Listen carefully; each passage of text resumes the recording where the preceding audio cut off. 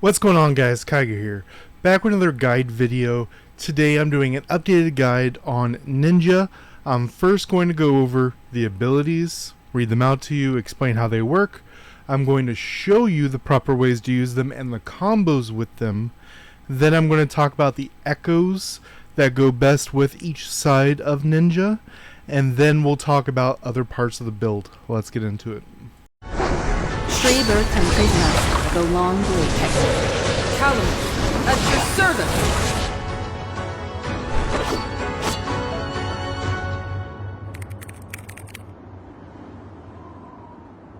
Alright guys, so first, two options. Blazing Owl Perfect Blade and Shadow Owl Kurogakure. I get everyone wants to go with the first name. I get it. I try to do it for you guys, but I kind of like the second names better. So if I mix them up, you know which ones I'm talking about. So starting on the left, Blazing Owl Perfect Blade. Each time the skill hits, and by the skill it means any skill that you use while this is active, gain 5% chi. Each time a basic attack hits, gain 1.5% chi. Chi being right here next to the pet skill. As you see, it naturally starts with a little bit as well. Then we have number 2, gain the additional skill Fatal Blade, which is the one I was just clicking. The other side has the same function, but a different name and different ways how it works. Fatal Blade can be activated when chi is 100%, when it fills up that bar. Consuming 30% chi reduces the cooldown of ninja skills by 20% of their maximum cooldown time. So if they're already on cooldown, then this is from the maximum. So if they're 30% done, this will take it down to 50% left. For 12 seconds, increase attack power by 15% and skill casting speed by 20%. Casting speed is super important, and people who have played the game a long time, especially in PvP, get used to how quick skills are. So when you are just 20% faster, people are getting used to how perfect Blazing Owl goes in these situations, but you can catch someone out by just casting the skill faster than they would imagine. Additionally, for 12 seconds, the skill will be replaced by Artistry Ambitious Throw. So, as a reminder up here, you have to be at 100% to use it, and it only uses up 30%. So you're going to be at 70% once this happens.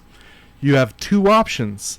Either swap to your other class, and then when you swap back to Blazing Owl, you're ready to do the Fatal Blade again, just keeping yourself in this loop of attack increase and skill casting speed. Or you can you can stay in Blazing Owl and try to get off this Ambitious Throw. 100% chi can be expended to activate this ability, consuming 100% chi. Enemies in a straight line in front will deal a large amount of damage, and 10% of the damage dealt will be restored as HP. Personally, my playstyle, the only time I use this is if I really need that heal. Or if it's going to be an execute on someone. It has a very far range. It's bigger than regular arena. It's about the full size of Blazing Burning Soul Battle. So it's a very, very far ability. Now we're going to read Kurogakure, and then we'll go on to the actual abilities of each side. This is going to be kind of a longer video. I'm trying to make this as in-depth as possible. I will try to have timestamps and stuff so it's easier for you. Kurogakure on the right side now. Each time a skill is used, gain 25% chi. That's a lot more than over here with 5%, right? During combat, with enemies gain 8% per second, so pretty quick. Gain additional skill Shadow Clone. Shadow Clone requires 100%, so 4 abilities. 100% can be expended to activate Consume 100. The next Shadow Owl skill used will summon a clone that will cast the same skill. The clone skill damage is 50% of the original. So what's important here is I'll have to show you for this to really work. Let's go boom, boom, boom, boom. And then go to the dummy real quick just to show you, because this is very important with understanding how this works. So if I summon the dummy, hit with the ability, and then if I click this, now you see it's enhanced with that circle. So doom does the extra effect, which we will get into as we go. Also, as an example, I will also show you how the other side looks.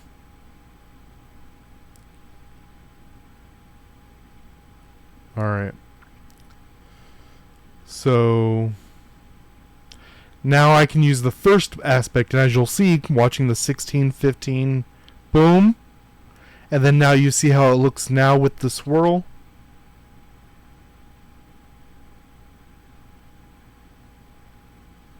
Boom.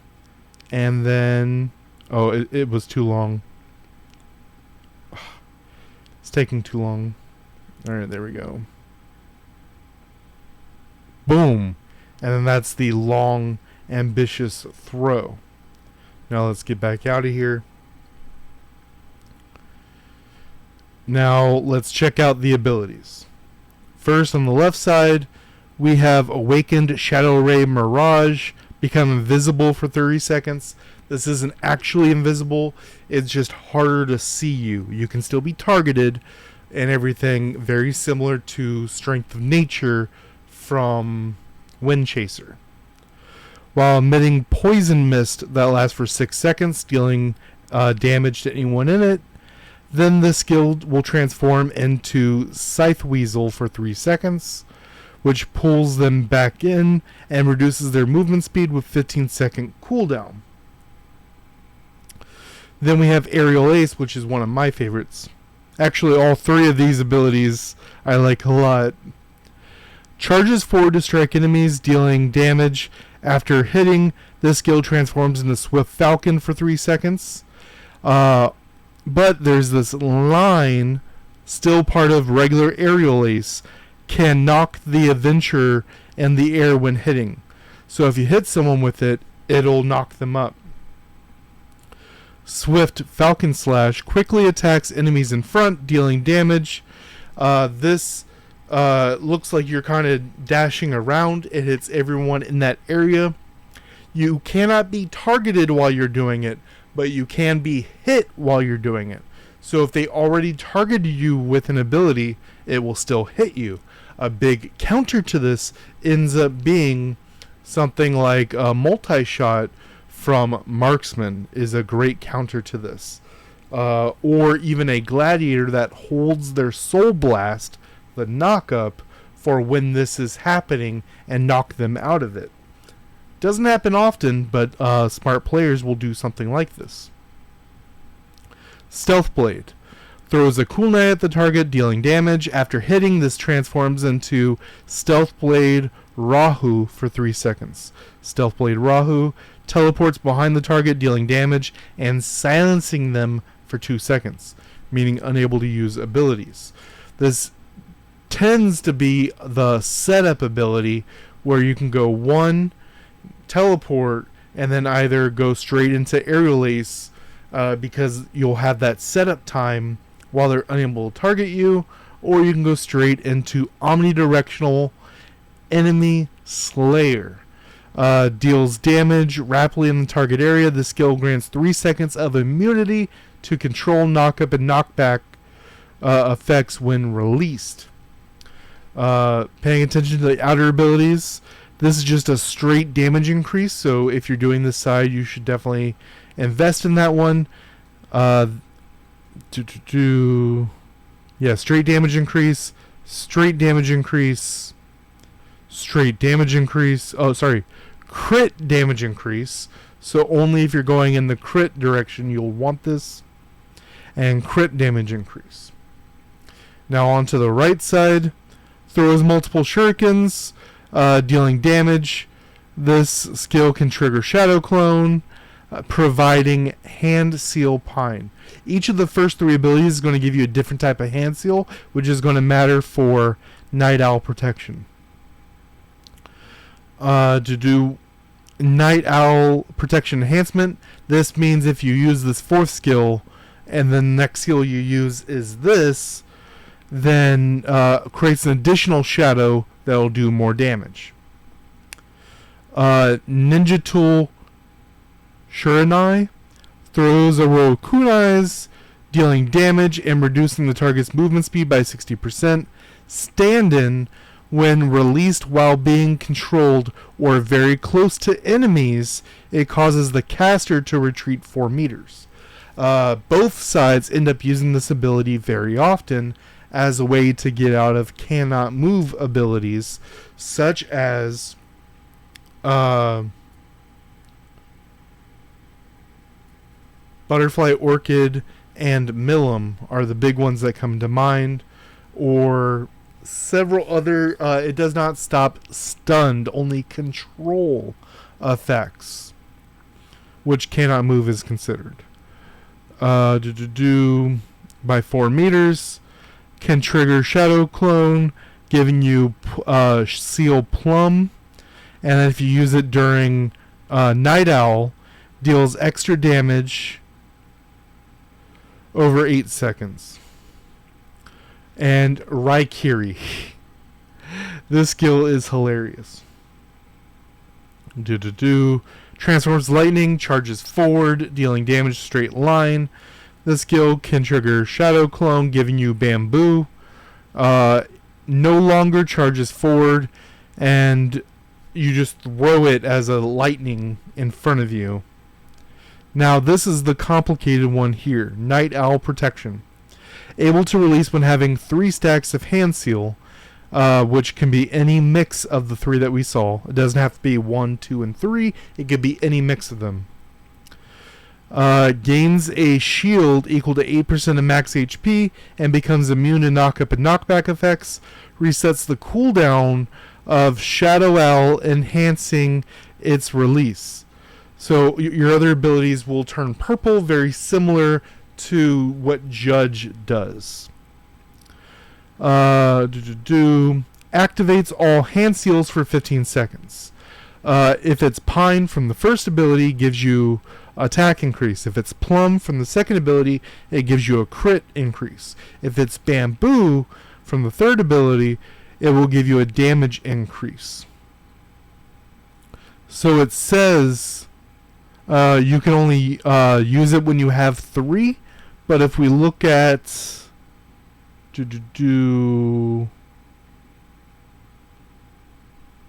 is it here?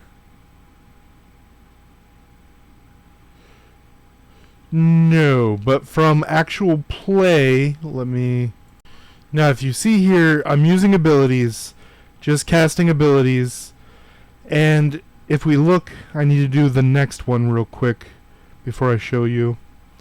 But if you look up here, you'll see 3 Bamboo, 1 Pine. It says you need at least 3, but at max, even with high cooldown, the highest you can realistically get it is 6, just from experience. If you just watch the cooldown as you use it, you will see them stack up. Stack 2, this will be able to go to stack 2. Let's get this going. Yeah, you need to keep watch of it as you see 2, and then it goes away. This 1. 1-1, but 2-2-2 is realistically what you can go for, and you only need 3, as you see from the owl itself. It has 1 right there because I have 1 up here, as you see right there. But then as this goes away, 5, 4, 3, and then the owl goes away. The red lines is the stacks. Now, looking at their outer skills, we have additional damage, that's fine. Crit damage only for crit build. Regular damage, fine.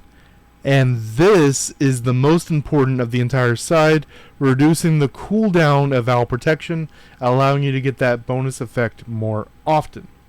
Now, as far as the builds themselves, you can do the full side like I'm showing right here for Shadow Owl, but I actually prefer using Aerial Ace over Shuriken.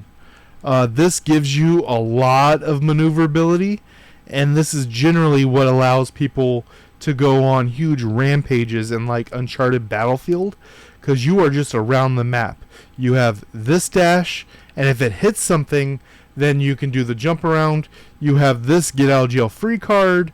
If you're too close, it throws you back, does a bunch of damage. And then what you really want is that, right, Kiri? And all 3 of these can be used as chasing skills, as running away skills, and as execution skills.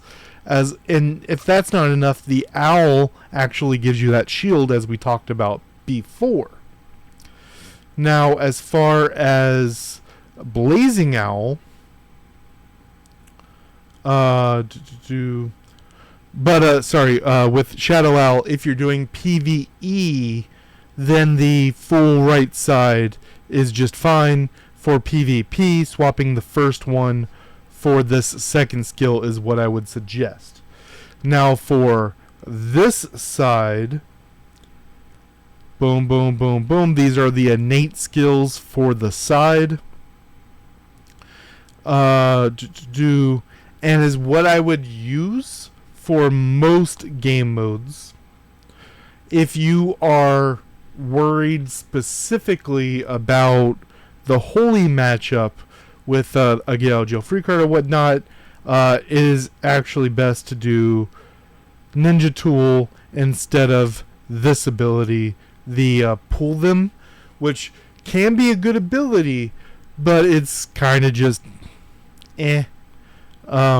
so this is the setup that I would suggest for PvP if you're worried about holy users, which high tiers that tends to be the biggest matchups is holy users. If you're worried about CCing people, it's not going to CC as much, but it is going to allow you to move around quite a bit. Now to show you the combos, go to the dummy. Boom. Now what I like to do is, even from like way back here, and you see it changed, boom, I'm behind them. And then like I said, you can either go full into that, which is that's the most damage output you can do in that 2-second cannot silence window. But if you want the longest setup, like it'll do the most over time, 4, 3, you let that land, boom, boom, boom. And then the only other reason that you would want to use that first skill is because this chi skill right here will reduce that skill as well.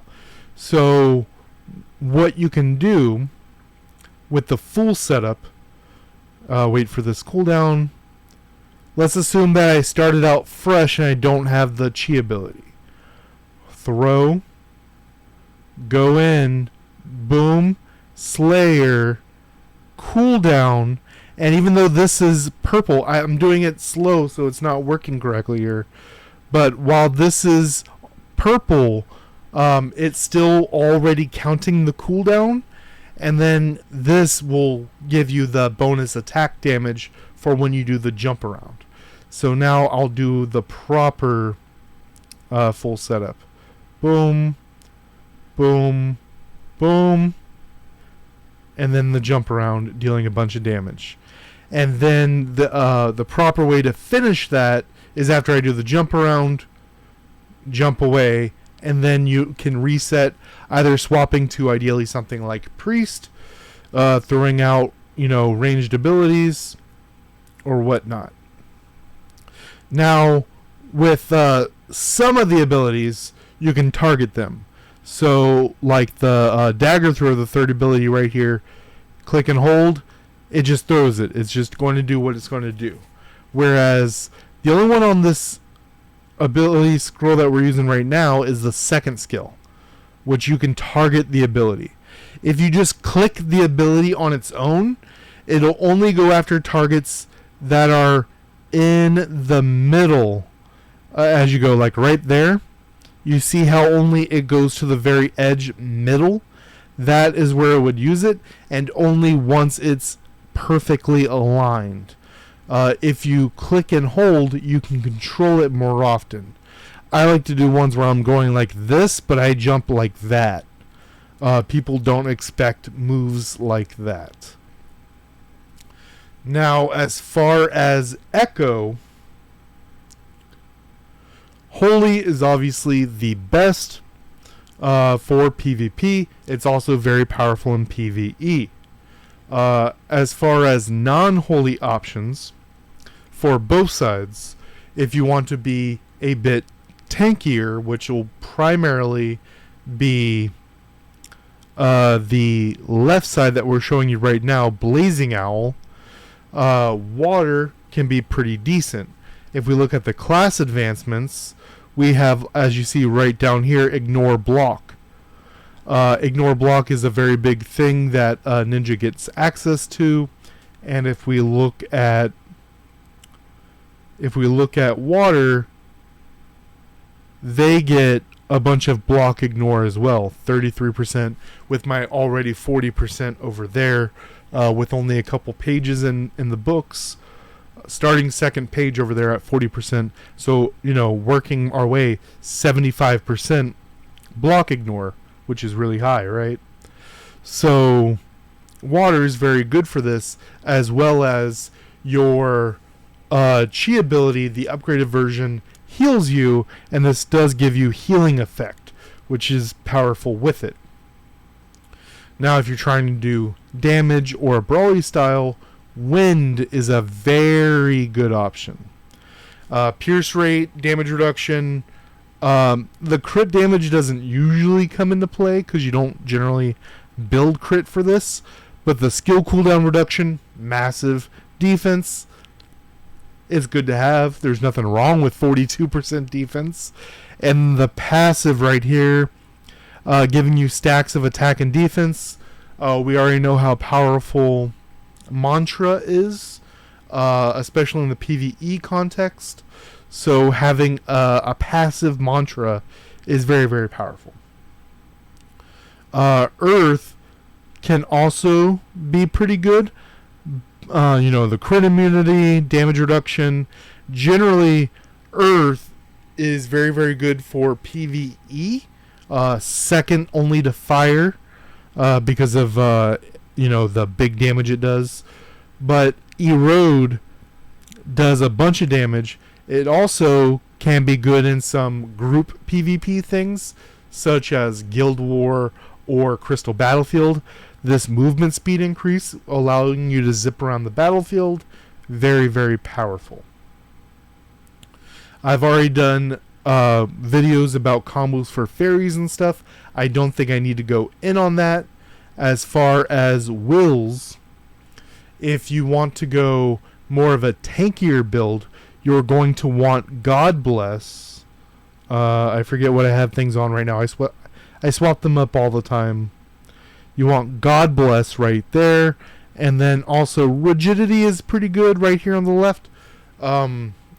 if you're having trouble dying, if you want to be a damage dealer, rigidity is a pretty good option right here. It'll help you survive that initial burst, and then either slaughter or fierce attack. Fierce attack right here, or slaughter right here. Slaughter helping you go from 60% to 0.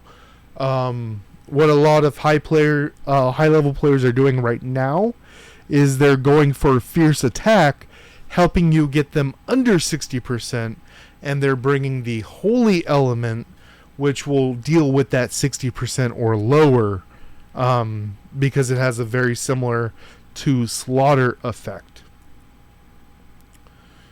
As far as the generations, if you're going for crit, break free is a great option. For fairy damage, sprout of flower is the way to go.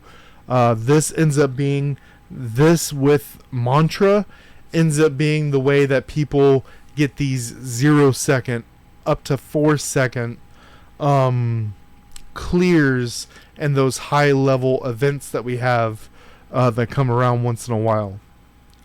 I like Soul Hunt if you don't have a bunch of crit, and Super Strength if you don't have a bunch of crit or break, which ideally you shouldn't have to worry about with this because you do have so much innate block ignore. So if you build enough block ignore, you shouldn't have to worry about this. And then go for something like Soul Hunt or Sprout a Flower. But this can be a really good option if this attack increase is going to make the difference for you. Now, let's see. As far as stats, the rest of it's on my Discord.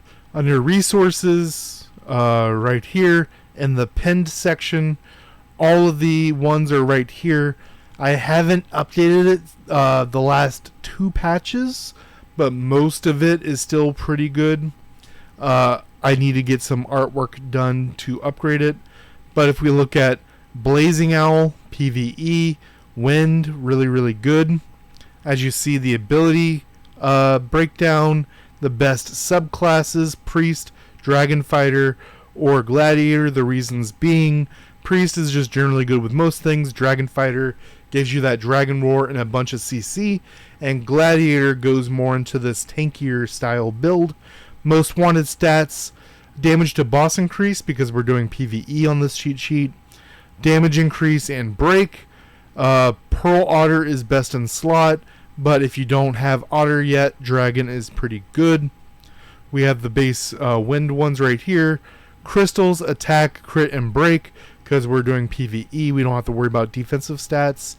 And then treasures, some people get confused here. We're not using purple or gold ones. Make sure you can see that. We're not using purple or gold ones because those only affect PvP. We are using the blue ones that affect base stats, core, wills, and generations. Already talked about it. I talked about kind of back and forth between all of them. I did talk about Fierce Attack. I did talk about Sprouted Flower. I did mention Mantra, very, very good in PvE. Generally, you would want 2 of each, making level 12, and then 4 stacks of Sprouted Flower for the full effect. Now for PvP, this is what we got right here. As you see at the top left is the same abilities I talked about, this or that, for the same reasons. As we go down, same class choices. For most wanted stats, damage to adventure increase, because we're talking about PvP, damage increase, break, and block. Capybara and Spirit Cat, both for different reasons. Capybara for a more aggressive playstyle, for Spirit Cat for more defensive playstyle. We have the Wind Fairies up here. We didn't use Eldewise and Almond Blossom on the PvE because they're more suited for PvP. Eldewise turning off their buffs as well as giving you that crit immunity. Almond Blossom letting you ignore a debuff coming your way. Crystals, block, tenacity, break. Our treasures right here are the final battle 1v1 aspects, as well as Phoenix Hourglass, which changes the requirements for the final cooldown effect, which goes with the pocket watch right here. Slaughter Rigidity, very, very good combo with Soul Hunt. I don't talk about Holy on these cheat sheets because they're supposed to be for newer players. Now, if we go into Shadow Owl PvP, this would be slightly different. The main difference would be either Anathria or Natsu, your choice, to put in the new Chestnut Rose SP. Anathria has the anti-heal, and Natsu just does more damage. It's your choice which one you want. If you're doing fire, let me see, what is this? Yeah, for PvP, Shadow Owl likes the crit, which is why we go this direction. You can also do the same fairies for the other one. If you prefer wind, go wind. You don't have to do this one. I believe it's the best for this, but you don't have to follow it exactly. Literally, as I said, with the same abilities right here, with the same differences at the bottom part. Subclasses, very similar. Only change is Wind Chaser instead of Gladiator, because the other side is going for a more tanky route. This is going for a more movement route. So Wind Chaser is great for movement. Dragon Fighter and Wind Chaser, both great options for their Get Out of Jail Free cards. The Dragon Roar and the Strength of Nature. Damage to Adventure increase, damage increase, crit damage. This is PvP. The pets are messed up here. I have to get it fixed. It should be Capybara and Cat. These two are for PvE. It should be Cat and Capybara that will be updated. I believe in the video I made for this I said that as well. We have Final Battle and the same things right here. Slaughter, Rigidity, and Break Free for the crit, which is what we're kind of leaning into here. And if we go to PvE, you'll see the pets as I talked about right there. Damage to boss increase, crit damage. Priest, Dragon Fighter just has great damage.